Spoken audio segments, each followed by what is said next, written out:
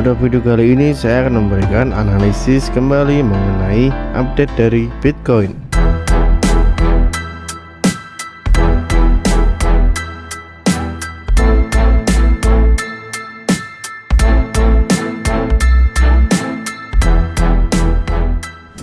Pada analisis sebelumnya saya ada memberikan suatu pembahasan mengenai adanya descending triangle dari Bitcoin ya di sini karena ada penurunan dan menyentuh suatu area support, dan ketika pembentukan area di support di sini membentuk suatu area dari descending triangle, di mana indikasi yang ada harusnya dari area resistance di sini nanti mungkin akan menuju support kembali, kemudian breakdown ke bawah kembali. Tetapi nyatanya yang terjadi adalah Bitcoin ternyata malah breakout dari resisten di sini ya.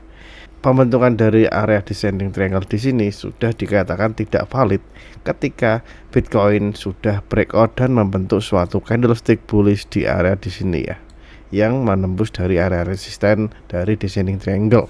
Kemudian ketika terjadi suatu breakout momentum ya di sini, apa yang harus kita lakukan?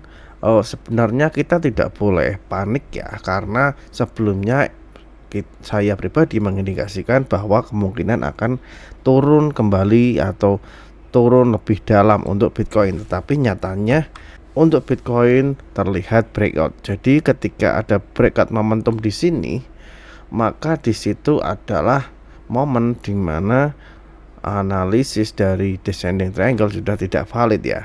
Seperti yang saya katakan kemarin, kalau area resisten di area sini tertembus, maka pembentukan atau calon pembentukan dari pola descending triangle itu tidak valid lagi. Maka ketika sudah breakout, kita harus mencari target dari kenaikan Bitcoin yang terjadi. Bagaimanakah caranya?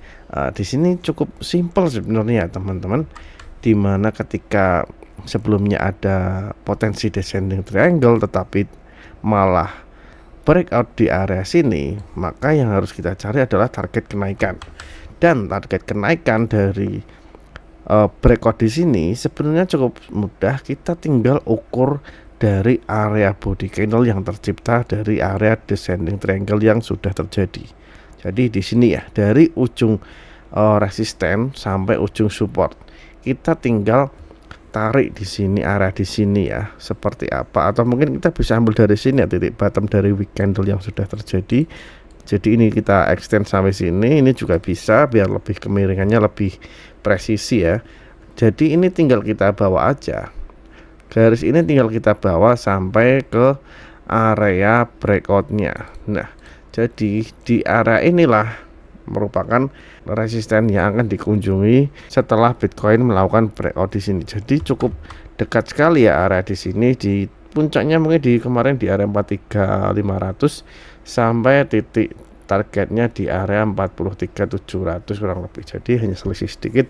Jadi itu bisa menjadi patokan dari target Bitcoin jika telah breakout dari suatu posisi, baik itu support ataupun resisten seperti itu ya. Tapi kita lihat kemarin ya, bahwa setelah breakout dari sini dan menyentuh target sesuai panjang dari isi atau volume dari descending triangle di sini, Bitcoin terlihat naik sedikit, baru kemudian koreksi kembali ke arah support untuk menyentuh trendline atau resisten yang telah tertembus sebelumnya di area sini, kemudian mencoba naik kembali.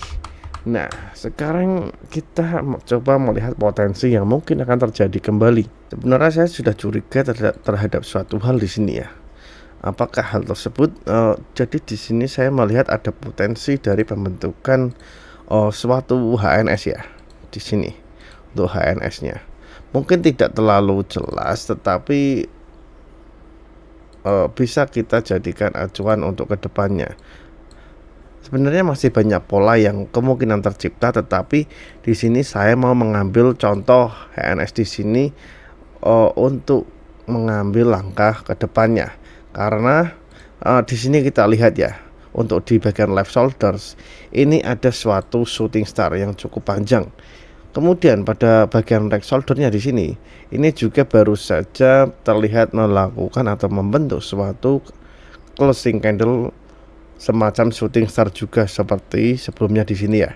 Jadi kalau potensi head and shoulders di sini yang terjadi, kemungkinan untuk ke depan kita akan melihat suatu retracement kembali pada area kemungkinan kita akan melihat suatu retracement kembali pada area sekitar kemungkinan di tidak jauh dari weak candle di sini ya, di area sekitar 41.400 kurang lebih atau 41.500 mungkin masih bisa terjadi kembali untuk suatu penurunan ke depannya dari Bitcoin ya, karena melihat potensi yang ada untuk sekarang ini adalah sedikit condong untuk terjadi suatu pembentukan HNS di sini ya, karena di kedua sisi shouldersnya ini ada dua closing candle shooting star yang cukup bearish menurut saya pribadi ya.